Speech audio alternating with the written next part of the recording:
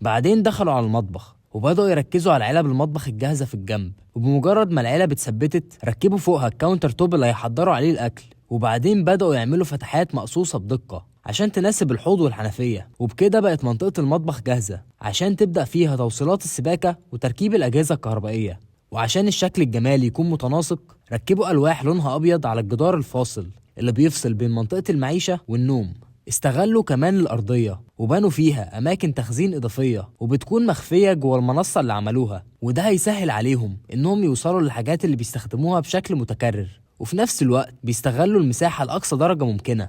أما التلاجة فكان ليها معاملة خاصة، عملوا لها فريم خشبي قوي عشان تتثبت في مكانها وما تتحركش لما يكون الأتوبيس بيتحرك، وبعدين غطوا الفريم ده بألواح الخشب عشان يعملوا وحدة زي دولاب صغير كده، وده هيخلي التلاجة تستحمل الطريق بسهولة. وفي الناحية التانية من المطبخ ركبوا مجموعة تانية من الخزائن، ودي صمموها عشان توفر مساحة تخزين كبيرة لأدوات المطبخ والحاجات اللي هيحتاجوها. وبعدين ركبوا فوقها الكاونتر توب وسابوا فيه فتحة مخصصة للبوتاجاز، ودلوقتي المطبخ بقى جاهز تماما.